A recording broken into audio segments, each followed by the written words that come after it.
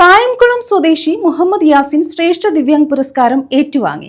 രാഷ്ട്രപതി ദ്രൗപദി മുർമുവാണ് ഡൽഹിയിൽ നടന്ന ചടങ്ങിൽ പുരസ്കാരം സമ്മാനിച്ചത്. രാഷ്ട്രപതിയുടെ കയ്യിൽ നിന്ന് ശ്രേഷ്ഠ ദിവ്യാംഗ് ബാലക് പുരസ്കാരം വാങ്ങാൻ വേണ്ടിയിട്ട് വിജ്ഞാൻ ഭവനിലേക്ക് പോവുകയാണ്. അപ്പോൾ എനിക്ക് കിട്ടുന്ന ഒരു അംഗീകാരങ്ങൾ വേദികളും എന്നെ സ്നേഹിക്കുന്ന എന്നെ പ്രോത്സാഹിപ്പിക്കുന്ന എല്ലാവർക്കും വേണ്ടി സമർപ്പിക്കുന്നു. കായംകുളം സ്വദേശി മുഹമ്മദ് യാസീനാണ് ശ്രേഷ്ഠ ദിവ്യാംഗ് പുരസ്കാരം സമ്മാനിച്ചത്. നേരത്തെ ഉജ്ജ്വലബാല്യ പുരസ്കാരം ഉൾപ്പെടെ മുഹമ്മദ് യാസീന് ലഭിച്ചിരുന്നു. ഡൽഹിയിൽ നടന്ന ചടങ്ങിൽ രാഷ്ട്രപതി ദ്രൗപദി മുർമുവാണ് പുരസ്കാരം സമ്മാനിച്ചത്.